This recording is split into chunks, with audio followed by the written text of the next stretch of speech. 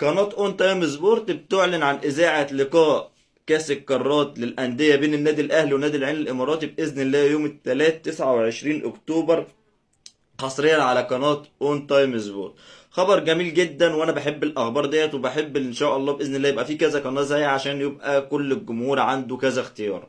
كمان النادي الاهلي باذن الله هيسافر يوم 17 اكتوبر باذن الله عشان يخوض مبارياته في كاس السوبر المصري باذن الله، اللي هنبتديها باللقاء سيراميكا كليوباترا باذن الله نكسب نوصل للنهائي باذن الله. خلاص في حالة تركيز تامة جدا من لاعيبة النادي الأهلي ومن إدارة النادي الأهلي وكمان من جماهير النادي الأهلي ومن اللي بيعملوا محتوى النادي الأهلي، وكلنا مركزين وكلنا مع لاعيبتنا وكلنا مع إدارتنا.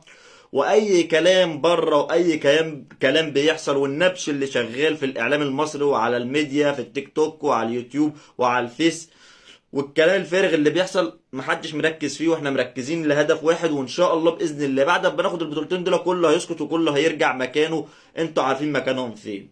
وكمان احنا مش هنسكت بس، ده احنا كمان احنا بقى اللي هنبدا نطلع لكل اي حاجه هنشوفوها هنطلعها وهنتكلموا عليها، لان احنا قلنا كل واحد في النادي ما التزموش يبقى هم اللي ابتدوا.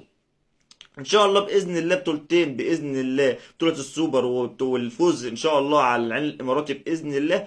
ان شاء الله بطولتين زي دول هيسكتوا كل اللي طالعين دلوقتي يتنططوا، وكلهم هنا ان شاء الله عارفينهم وكلنا عارفين احنا نسكتهم ازاي.